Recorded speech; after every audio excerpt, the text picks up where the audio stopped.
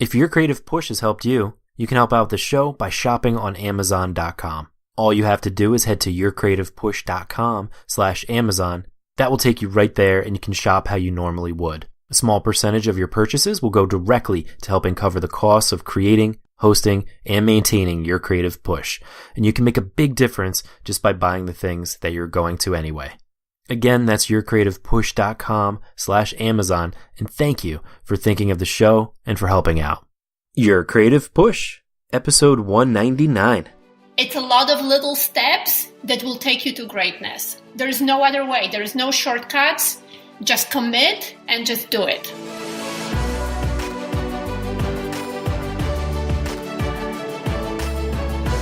Welcome to Your Creative Push, the podcast that pushes you to pursue your creative passions.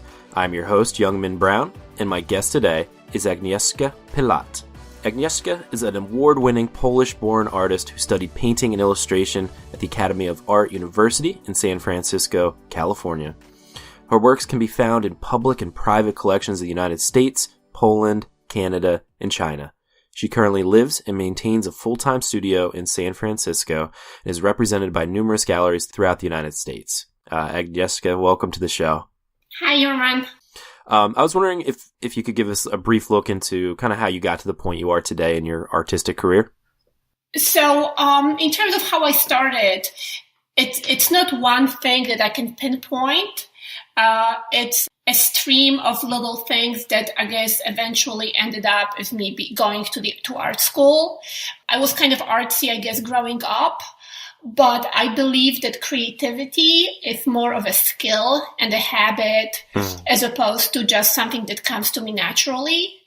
And I think I made a conscious decision at some point in my life that that's what I wanted to do, is to be a painter. I went to art school in San Francisco after kind of going to college and taking a little break. And so I sort of rediscovered myself in that sense. I went to college. One specific thing did happen that was a trigger. It was a graphic novel that I read and I thought was phenomenal and it really inspired me. And the graphic novel was Hills Have Eyes. It's cool. Yeah, it's an interesting story about the graphic novel because actually it started as just boards for the movie, for the film. And many people have seen the film and I love horror movies. So what happened, they were drawing those storyboards and they were so good and so strong that then they're like, hey, why don't we make this into a graphic novel? And I read the graphic novel and it was just really very powerful, very well executed. And during the time, I was reading a book that had a pretty big impact on my life. And I thought, oh my goodness, that book should be made into a graphic novel. That's why I decided, okay, I'm going to go to the academy. I want to get trained as an illustrator. And the purpose was just illustrating that one book. I love it. Yeah. It's funny how sometimes like the strangest things can be made into like this wonderful work of art that inspires you to kind of change your life. Yeah, it was like one of those external things with this novel, and it's funny how it leads to those little events in your life, and your life takes a different turn, and it's kind of random sometimes. Absolutely. Well, how about even earlier? Can you take us back to like one of your first kind of creative moments? So I touched on that. So I guess I was artsy and creative when I was very young, a little, but I think most kids are when they are young. And then at some point, you kind of lose touch with that. So for me, I remember being probably maybe 10, maybe 11. And in my room, I had a wallpaper and the wallpaper started peeling a little bit. And I'm like, oh, that's such an ugly kind of spot. So I thought, okay, I'll put a little drawing to cover it. And that drawing over the next weeks and months became bigger and bigger and bigger. And it became like a mural that took over my entire wall. And then some friends would come over and they would like add a little bit to it. I can't believe my parents let me do that. Yeah. But yeah, I still remember a very bad drawing. Now that I think about it, it was like this big cow, totally awful. But it made my room really mine. And right. I guess that would be like the first moment that like I kind of understood as a little kid that art is so fun to do. Absolutely. Respect to your parents for that, for letting you do that. That's awesome. I think that that's kind of necessary sometimes to kind of let when you're a kid, to like your parents to like let you just go. You know what I mean? Let you just draw all over the walls and let your friends come over and draw all over the walls too. So you can really push it like that. Yeah, I appreciate that my mom did that. I think I was I'm not a goody growing up. I was like a good student and everything. So I think that's why my mom let me go with it. I wasn't like a big troublemaker other than that. I love it. So with your kind of day-to-day basis, with your painting, and with your kind of artistic, endeavors, do you experience any kinds of resistances, like things that hold you back, on a daily basis? Yes. Every day. So I think there's a big misconception for people who are not necessarily in the art world, and the word inspiration and talent comes up a lot. I don't believe in either, actually.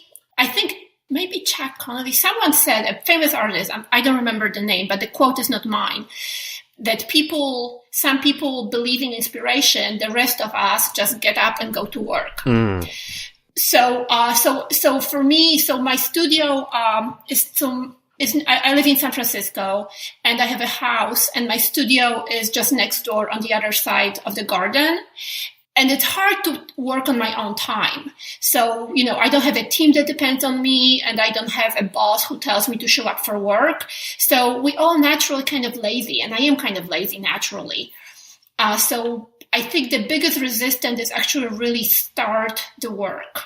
Once I get going, it's fine, but to go to the studio, not get distracted and start working, that's my hardest point of resistance, I would say. Just that laziness, kind of. Yeah, I definitely have that too. And I think you're right. It is like about just, like you said, getting up and doing the work and not waiting for that kind of inspiration to hit you. You just have to put your butt in the chair or stand up in front of the easel, whatever it is, and just get started. And lots of times then all those kinds of doubts and worries and that laziness just goes away, and you can kind of get into the flow after like 5 minutes. You just got to force yourself to do it for 5 minutes, then then you're right in it, I absolutely agree, 100%. Yeah, it's just like I think I refer a lot to sport figures when I think about motivation and getting work done. And I think for them is that thing about, put your sneakers right next to your bed. So you wake up and you just go for a run. And while you're running, you just get into your routine. Yeah, absolutely. I like that idea. And I think that can apply to the creative fields too. It's like having everything set up for yourself in the morning so that all you have to do is just walk over to the easel, like I said, and like everything set up, all your paints, whatever, or have your outline written already if you're a writer, or your music software loaded up if you're a musician. Just have everything, have it the easiest it can be for you the next day, so that all it takes is just putting your butt in the chair and just starting, as opposed to getting ready, getting everything set up. Then it's like more of a laborious task, and it might just make you not do it. Yeah, no, I agree, absolutely. And I am very, very big believer in habits and rituals. So I very consciously designed, I guess at this point, because I already have them, I designed habits and rituals that will push me towards things that will make me productive during the day. And, I go through them. I don't even think about it. And it's like really so important in my work, having the habit of working and of being excellent, or of staying focused. It's like, it's just really something that I created on purpose, because otherwise, human beings, we're kind of lazy. I'm sorry, but at least I am. I am too.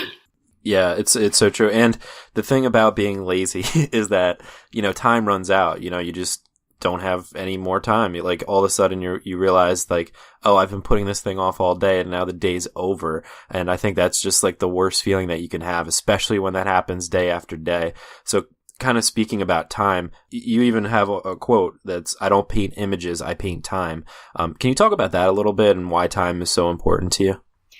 Yeah. So, So in my work, so again, we are made of time, and time is such a crucial part of our lives. And we all kind of take it for granted. And it's funny you mentioned, that sometimes you realize all day is gone before you even realize. Mm-hmm. And it's very true, especially with painting, because it takes time to set up, the brushes and the paints and clean up and warm up. So I'm very conscious of time, and it's really important. So my whole body of work is about time, and I have 2 series. One is called Disrupt. The other one is called Time Deconstructed. And in both of those, I use figurative work to show something that's abstract and non-visual. So time as a concept, as any concept, is non-visual. You can't really see it, you can't really touch it, but you know it exists. So I created this sort of language in my work where I use a metaphor to show time. And it started with painting my little cousin who lives in Poland. I chose her as a model, and it was important for me to choose someone who is in my family. So they're going to be their whole life with me. I have access to them because my commitment is to paint her as she ages. So I've been painting her for 3 years. She's still very young, but she's always dressed the same. My color palette is the same. So what I want to do for me is the figure is the metaphor for time. Uh-huh. And when people look at the painting, I want to tell them, this is not a real person. Think of that figure as a little person living inside of you. And every morning she's young, beautiful, and you have a whole day, or you can extend it, of course, to weeks or months, what have you, to take care of that person in you. And I thought showing time as a person and seeing her age it's very poignant, and it lets you really realize what it means, the passage of time. So that's the bottom line. Yeah, I think that's a beautiful way to kind of represent fleeting time. It's not just that, it's almost like each second is more valuable than the last. And it does kind of wither away. If I don't, it kind of sounds depressing, but it is kind of like that. It's just like you have to take advantage of, like you said, that young person inside of you, throughout the day. Yeah. Yeah. And when I first started painting, I painted very old people and very young people, just to show that contrast of what really happens. But then I wanted to make my work is still very nostalgic, but I wanted to make my work send like a positive message, in a sense that if time is something we really have control over. And so showing the young person, again, is just showing you the possibilities, the potential that you have in front of you.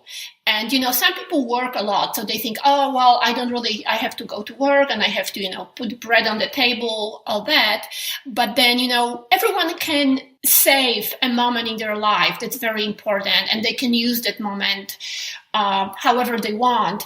And if you collect lots of these moments, it can lead to something very big. So like with painting, a lot of artists who are who can't paint full time, they can't afford just living from their art and they have a day job. I tell them, you know what? That's true. It's hard. You have to go work at Starbucks and make a living. That's fine. But everyone can find even 30 minutes in a day to do something that you want. And if you do it every day, it will add up.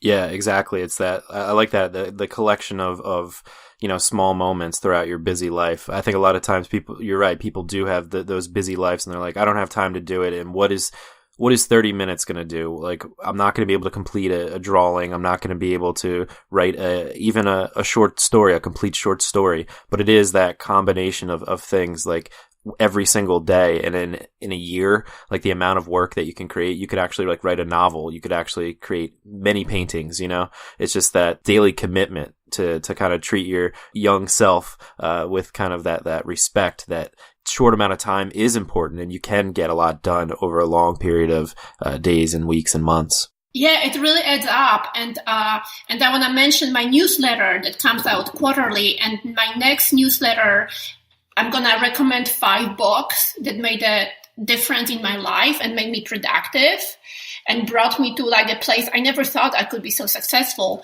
And one of them talks about artists' lives. And you'd be surprised how some very well-known writers, all they did is write for half an hour a day because they had day jobs. They couldn't, we look at these figures, especially from the past, and we see them as these giants and successful and well-known. No, they weren't like that. That's how we look at them. They were really very normal people, but they had the habit of excellence and saving that little moment and adding it up over the years to build something phenomenal. And how can people subscribe to your mailing list before we move on? Well, I recommend, so if you go to my Facebook page, Pilat Paintings, when it comes out, it's going to show up on the page, and then you can subscribe through it. Or follow my Instagram. I always give a shout out when the newsletter is coming out, and it's going to come out next week. Okay, perfect. And we'll have that linked up at the show notes page as well. I have to ask, what does your cousin think about being this kind of subject in your paintings?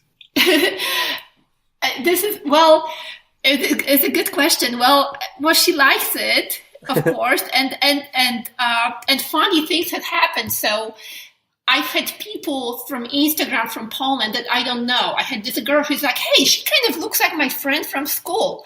And then we connected the lines, and I'm like, yes, this is your friend from school. It was her? That's awesome. Yes. I love stuff like that. Just an amazing thing, yeah. No, she's great. She's very heavy into ballet, so she's used to being, quote, on stage and very comfortable with the camera, so graceful. No, we have a very good, strong connection. It's actually an amazing connection we have. Well, now you're going to have a even better connection for the rest of probably your career, painting her. Yeah, it's a very long commitment. Because not only each of my paintings is about time, but also my whole body of work will be time-based because there's going to be this progression of her aging and my style probably changing a little bit over time. Yeah, so it's a very, very long-term commitment. But again, these are those little moments that we build up to something extraordinary. I love it. Well, hopefully she doesn't become a diva and start asking for money, to get paid for it. I know. Well, I have email exchanges with her parents. Oh, okay. So I guess I hope, you know what? Oh my goodness. I hope not. I'm just kidding. No, she won't. No, it's pretty cool for her too, to be able to, not everybody can say that they, of course, parents photograph their kids, but to be able to have that kind of, like a time capsule, showing her life, that's so special and really cool. So that's awesome for her. You have these numbers that you put on your paintings as well. I was wondering if you could talk about those a little bit, because I think that's really cool. Yeah, sure. Yeah. So that's another reference to time. I'm in the studio every day, probably 10, 12 hours, but again, time gets away from us. I get distracted. I have to answer emails, all that. So at some point I was like, well, I don't even know how many hours I actually spend on a painting. So I started to keep track. So each number is the number of hours in a day that I spend on that particular painting. So if you look there, generally there is maybe 7 numbers. That's how many days I generally spend on one particular painting.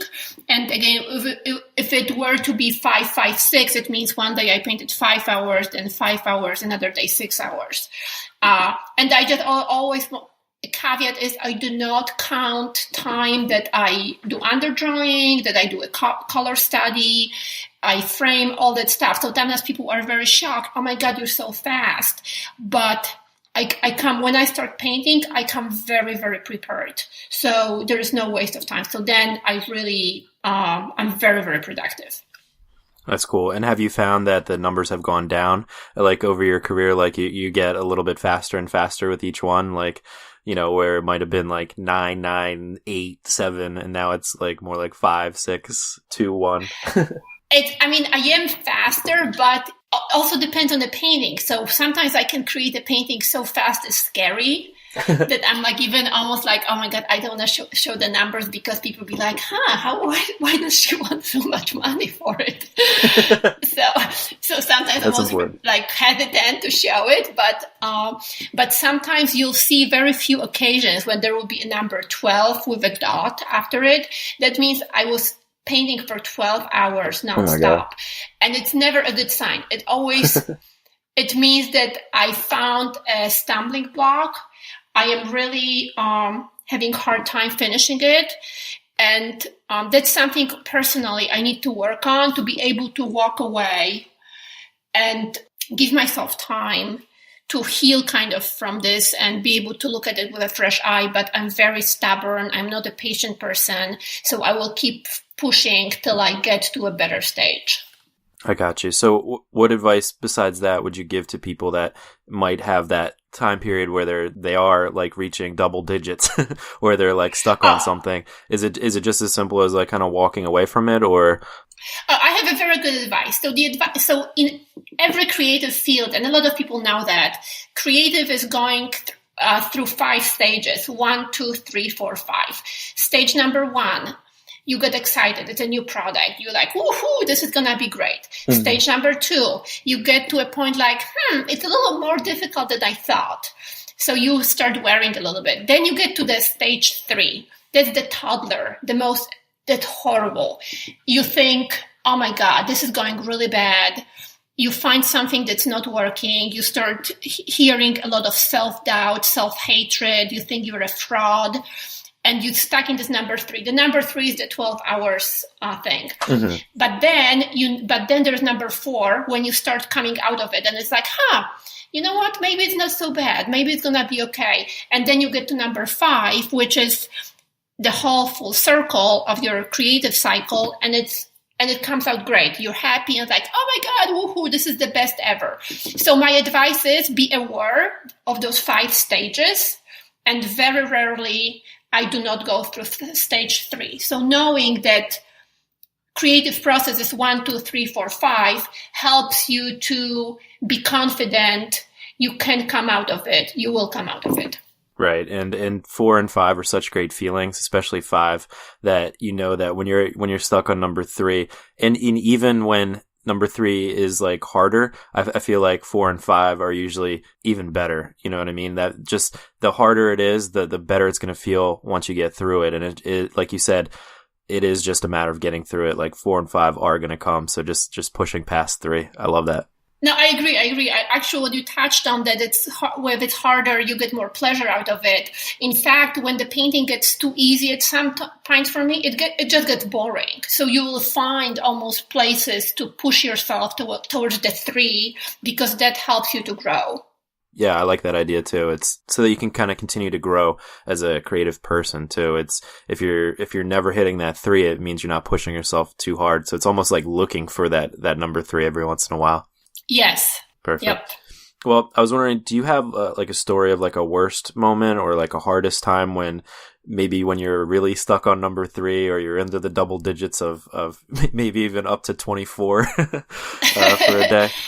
Well, I'm not. So I want to share 2. So one is just not a specific moment, but yeah, again, this number 3, and again, really a lot of artists go through that. So you are not alone. And again, if you subscribe to my newsletter, the one book I recommend is just so good. Like, it talks about how everyone goes through that. So that worst moment happens every time I have a painting. That's what I guess my answer is. Every time I paint, there's a worst moment in it, because being a painter is like your whole life. It's very repetitive, the same thing over and over again. And for you, you need to try to find excitement and fall in love with your work for it not to get boring. The really specific moment, if I had to say just one event in my life that really took me down, was I sometimes, I don't do it so much anymore, but when you first start your career as an artist, as a visual artist, it's good to enter different shows and such, and there's a lot of them, and you can look them up online, and some of them are good, some of them are not so good. So I entered one, and I was confident about my work. I thought I was going to do really well. And I even flew out to Cincinnati for an opening, which I rarely do. And there was a lot of work, and I hope I don't come off as a jerk, but I thought my work was really strong compared to everything else. And I was confident it's going to sell. And it was a big expense. Shipping stuff is very expensive for a painter. Then I, got a plane ticket and I got a hotel. So it was a pretty big expense. And then the painting didn't sell. And there were awards. But the award I got was like a gift certificate for $500, something very low, towards an advertisement in this agency. And then I look, and what it really meant is that they want my business, and that $500 certificate is like when you get a free room in Las Vegas kind of thing, that right. You're going to come, you got something for free, but then by the time you leave, you lost whatever, $5,000. So I remember walking with my quote award down the hallway in this hotel, and it was so sad, like pulling my suitcase and just, I was really beaten down. That was a really sad moment. I still can't forget it. Yep. Yeah, so they were kind of just trying to get your money, not trying to really like give you any kind of accolades. Yeah. And it's really hard, as a painter, especially early in your career, it's very expensive. Shipping's very expensive, studio's expensive, and it takes a long time to really get established. Yeah, it's definitely a hard thing, especially starting out. You're right. Well, how about a best moment then? Let's get happy. Best moment, again, it's hard for me to specifically pinpoint one thing. Best moment is always getting from 1 to 5. So 5, when the painting is done, is the best moment always. Probably maybe in a more concrete terms, I guess selling my first painting for like a good amount of money, which was, I think, was $7,000. So that was, so that was like a good feeling, like, oh my God, I can't believe somebody came to a gallery and they like spent all this money. So that gives you a real feeling of being appreciated, and that it's not just all a big dream, that actually things can happen and can be real. That was probably a really good moment early in my career that helped me to push through those tough moments. Would you have any advice for people who are listening right now that haven't sold their first painting yet, and or maybe like just kind of craving that and just thinking about that, that dream of making that first sale? Would you have any advice for them? Yes. My teacher told me this once and was very helpful. You can't go back. You have to accept you don't have a choice to go back, because what's going to happen? You committed number of years or an expensive school. You developed. You're really pretty good at what you do at painting or drawing. It's very important to you. So you can't go back, because if you were to totally abandon that path and go towards corporate job, or there's nothing wrong with corporate jobs, but if you were, if this is really your calling, but then you give up on it, I guarantee you 5-10 years from now, you're going to look back and you're going to think, maybe it was possible.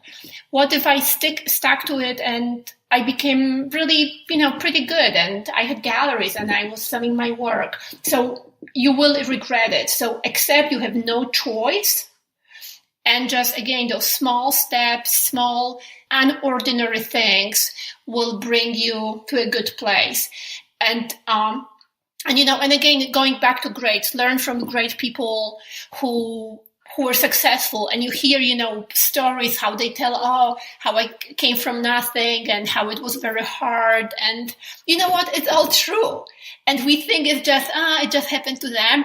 No, if you stick to it, if you're really confident that you can work hard and you can endure a long route, you will be fine. It will be fine. Absolutely. It's just like we said before, just getting up and doing the work and not worrying too much. And like you said, you have no choice. You have no choice. I think that might be the best advice. You have no choice. Accept it. It's very hard. It's not easy. Very, very hard. But what are you going to do? Quit? You can't quit. Right. I love it.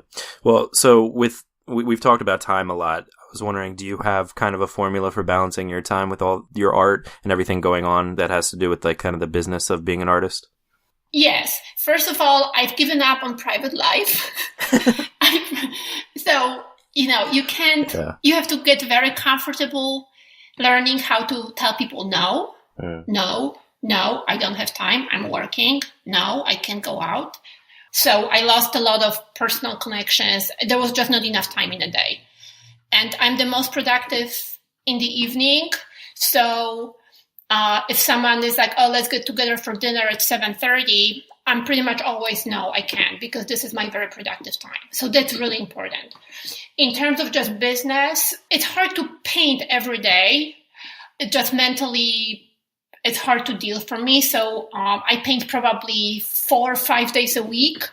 One day a week, I consciously make it out of the studio day. And this is the days I would meet with writers, with curators. I'll have like a business lunch. I'll go to openings. So that's I enter my emails. I'll do shipping, all that kind of stuff. It's 1 day a week. And then during the day, on daily basis, I generally answer in the morning emails only that are very important, only that stuff really crucial, because otherwise it will happen what you said, that, you look around and, oh my God, it's 3:00 already. So I limit that because that lets other people drive your schedule, right? You want to drive your schedule. So you decide what you do. And then in the afternoon, I always paint, and I will paint till very late at night. But key things, if I had to do like points, would be give up on most of your private life. Just keep people who are really, really important to you. Don't feel obligated to, hang out or whatever. You have to be comfortable saying no. Number 2, take 1 day of the week just for business and paperwork and this kind of stuff. And then number 3, don't start your day with like answering emails and yada, yada, because it will eat your whole day. You don't want to people drive your schedule. You drive your schedule. Absolutely. Yeah. I think the saying no to things is something that is hard to do, but it takes practice almost. And you have to really realize the importance of where you want to be, to sell that first painting or to progress in your career, to continue it. And it's kind of just like a habit, and treating your kind of art and your creativity, especially when you're starting to make money from it, as kind of your social obligation, Yes, it's a business. It's a business. It's a calling. It's and you have to, because a lot of people, when they know you're a painter or an artist, they will like, well, you work on your schedule. So like they call you in the middle of the day, or do you want to have lunch? You have to treat yours as business hours almost. You shut down. You're like, I'm at work. You have to be very, very regimented about it. And I agree with you. It's a habit that you have to build, really, because otherwise life happens. And if you're on schedule, you look around and it's 3:00 already and the time is gone. Absolutely. Yeah. Treat yourself with discipline too, and be like really regimented, and turn your phone off and don't go on other people's schedules, and just really, like you said, treat it like a job. Yes, it is. Yeah. Like a job. Yep. I agree 100%. I was wondering, do you have like a greatest inspiration, or even, you already mentioned a book, but, or anything else that you kind of draw inspiration from that maybe we could as well? Well, there is 2, and I have pretty simple taste. So the first one people might laugh, but, the movie Rocky, the first Rocky, I watch it at least once a year. I must have seen it 20 times already. Just really inspiring, the story of the underdog. And again, it's just so beautiful, So yeah, Rocky, big inspiration for me, and his life too.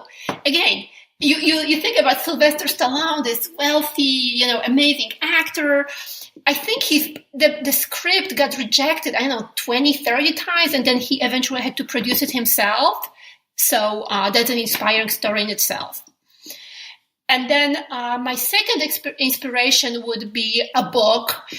The book is Atlas Shrugged. And it's a very controversial book. So I always tell people, read it for yourself. Don't read about it, and don't listen to what other people tell you about it, because people try to limit it to some political thing. It's not political. It's about philosophy. And one thing I took from that book is that you have a moral right and almost a moral obligation to pursue your dream and be the best human being you can be. And this dream can be different. For me, it was painting. For you, could be, being a teacher. So it's not narrow to a creative field or to making money, or it can be a nonprofit, but it's that moral right to make everything about that one thing in your life. Because ultimately, saying no to friends is very hard, and even to family, and, not going on trips. It's very, very hard. So unless you have a moral backbone in you and you think it's morally right to do it, you won't be able to do it. So that book was very helpful in that sense, to be able to embrace that dream and make everything in my life about it. Yeah, I like that idea of like a moral responsibility. I think it's a gift to be a human being and to be able to have, free will and to be able to do exactly what you want with life. And I think a lot of times people just go down the path of, what society wants, what their parents want, what people tell them they can be or can't be. And we listen to that too much, but it's really kind of listening to what's like in your heart, what your kind of soul is telling you to do, and to really go down that path no matter what. Yeah, totally. And again, because, as a human beings, we very often will not do the thing that most practical or the thing that makes sense. We will do the thing that we think is right. It's the right thing to do. And you can have very twisted morality and you can do awful things, but, you're fine doing it because that's what your morality is telling you. So I think Atlas Shrugged for me, again, explained to me that it's okay to pursue your dream, that it's your obligation, that's how you to be fully human, to test your limits. I mean, how good can you get at this? And again, allowing myself to make choices, which are very hard choices, because I know what drives my life. That one most important thing. I love it. Yeah, and if you need a little bit of a pep to keep going, just watch Rocky. I'm from Philadelphia, so that's a good one. Watch Rocky, yes. Have you ever run up those steps? Of course. My wife and I also got our engagement photos on the steps as well. Oh my God, I love it. Yeah, Yeah. I've run those steps. Oh, I envy you. You live there. That's phenomenal. Yeah, I love that place. Yeah, it's great. Before we let you go, I was wondering if you could tell us about your upcoming show, Disrupt. Yeah, thanks for asking. So I have a solo show coming up in March in Boston at Gold Gallery. And the show is mostly my machines. And so I touched a little bit in the interview about how I use figure as a metaphor for time, but I have another series, Disrupt, and that's what the show is mostly. And I use aging technology as a metaphor for time. So there's 12 pieces in the show, and 10 of them are Disrupt, which are, again, old machines. Think about old phone, so things that used to be cutting edge technology just a few decades ago. And again, this is the same ongoing conversation about the passage of time. So I hope people can come to the opening. That will be awesome. March 3rd, Gold Gallery in Boston. Very cool. And we'll have links to that at the show notes page as well. yourcreativepush.com/Pilat. Agnieszka, this has been wonderful, but it is time for the final push. And this is where I ask you to kind of reach through the microphone, grab the shoulder of one of the listeners that you've already really inspired today, and just give them your best words of advice and really push them to pursue their creative passions. Whatever you do, believe if you develop the right habits, you'll do it. So just do it. Don't think about it. It's not about thinking. It's about doing. And I guarantee it's a lot of little steps that will take you to greatness. There is no other way. There is no shortcuts. Just commit and just do it. Just like in Rocky, it's just taking that one step at a time, and eventually you'll kind of be at the top and arms up in the air and celebrating. So it's just taking those steps every day. And you're right, it's just getting up and doing it. Yes, those steps are very symbolic, very true. It's not just about those steps of life. It's like this whole movie is about life. It's not about boxing. That's what's so phenomenal with the movie. I love it. So great. Agnieszka, thank you so much for coming on the show today and for giving us that push. Thank you, man. I appreciate it very much. Good luck, everyone. Absolutely. And you can find Agnieszka on her website, which is agnieszkapilat.com. That's AGNIESZKAPILAT.com. On Instagram, she is Agnieszka_Pilat. And on Facebook, she is Pilat Paintings. And we will have all of that linked up at our show notes page today at yourcreativepush.com/Pilat, Pilat. Agnieszka, thank you again. Thank you. Oh man, I love that talk. And if you're a close listener of the show, you know that I love the concept of time. So to be able to talk to somebody who is devoting their entire creative career kind of to the concept of time, that's just awesome for me. And we've talked on the show about really giving yourself a critical tally for the amount of time that you waste in a particular day, to give yourself an honest look and actually doing the math to tally to really see where your time is going and why you aren't having enough time to get to your creative passion every single day. But I love Agnieszka's signature of tallying each day's hours on the painting itself. And I think that's such a great approach to bringing that idea of tallying your time into the work itself. Once you're actually putting your time towards your creative passion, to fractal down even more and to look at how effectively you're spending that time. And there's two really cool things about this. One is that you're actually mapping it out and seeing how long it takes you to do something so that you can actually do the math and actually know how much time you need to plan out to get something done, because so often we think it's going to take less time than it actually does, and we get a little bit overwhelmed and a little bit frustrated with that fact. So knowing it beforehand, how long it's actually going to take you to complete something is definitely good knowledge to have. But the other thing is that you're actually putting it on the work itself. And if you tell people what it means, you're now accountable for your creative time. And as we know, as we've talked about, making yourself accountable is one of the most important things for lazy people like you and me. And Agnieszka, as she admitted, I'm not just throwing her under the bus, but to know you're kind of on the clock might help. Not only to put the phone away or to put all the other distractions away, but to also silence all these resistances that we talk about on the show. These voices in your head, these other distractions. You won't have time for them. People are going to find out how long it's taking you to complete this work of art, this creative thing that you're doing, if you're telling them exactly how long it's taking you. And a bonus benefit of doing this, of kind of telling people how long it's taking you each session to complete this work of art, writing the actual amount of time. I know my buddy Sadasora, who's been on the show, does this all the time. On each piece of art that he does, he writes exactly how many minutes it took him to complete it. So the other bonus of this is that if those distractions are getting to you, which is totally understandable, you're having these creative blocks that you can't shake, it'll make it easier to be able to walk away sooner rather than later, to not waste as much time trying to push through an obvious roadblock. You're just not feeling it. Totally understandable. But if you're, as we said, on the clock, you'll maybe want to walk away sooner, so you're not just spinning your wheels.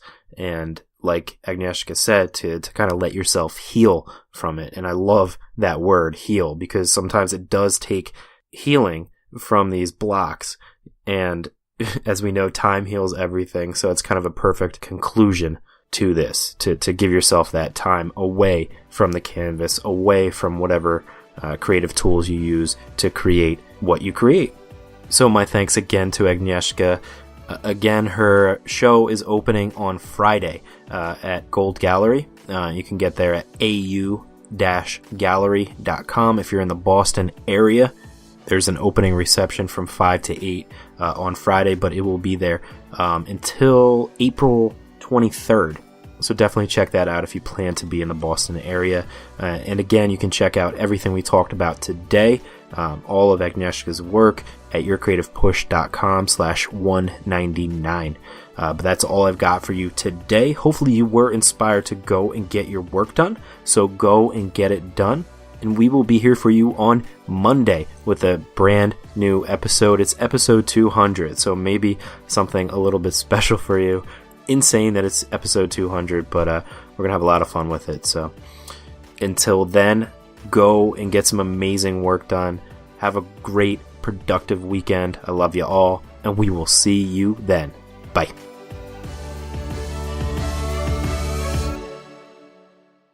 Never miss a push. Head to yourcreativepush.com/subscribe to find the easiest way for you to subscribe to the podcast.